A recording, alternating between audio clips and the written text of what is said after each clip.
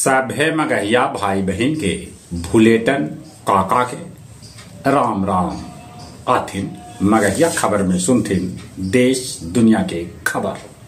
आज गोधन पूजा है माने भैया दूज।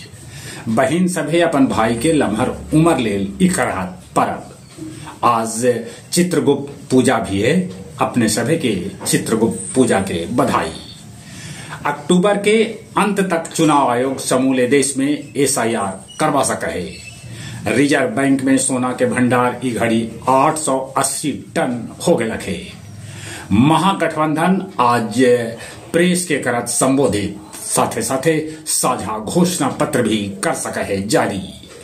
मोहनिया में राजद प्रत्याशी श्वेता सुमन के नामांकन जाति प्रमाण पत्र के चलते रद्द कर देवल गए।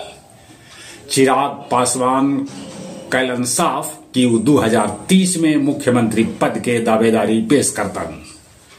चुनाव से पहले विपक्षी नेता तेजस्वी कैलन लम्हर वादा।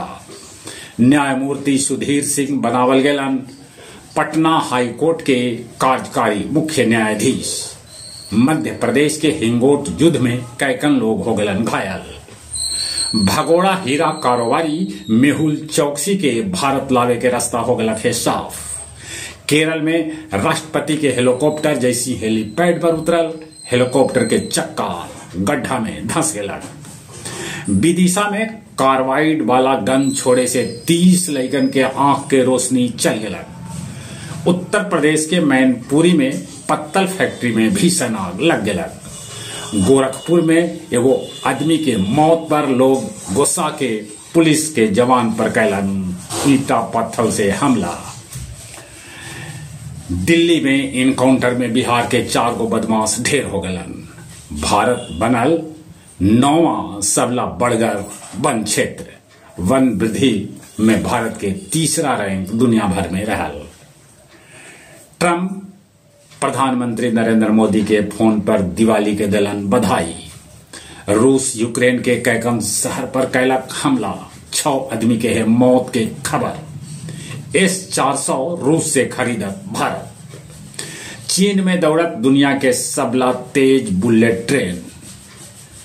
अखिल भारतीय मघी प्रचारणी सभा मनौलक राम नरेश पाठक के पुण्य तिथि।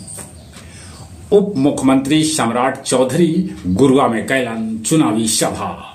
मेडिकल कॉलेज अस्पताल से एगो महिला 6 महीना के लड़की के लेके भाग गए। ओकर बाबूजी मोबाइल देखे में हलन व्यस्त। गया जी से DDU के बीच रोज चलावल जाए अनारक्षित फास्ट पैसेंजर ट्रेन।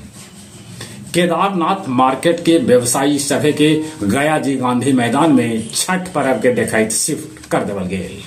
आओ अब कुछ खेल के समाचार। भाला फेंक नीरज चोपड़ा के बनावल गया लेफ्टिनेंट कर्नल। महिला विश्व कप में ऑस्ट्रेलिया इंग्लैंड के 6 विकेट से हरा दिला।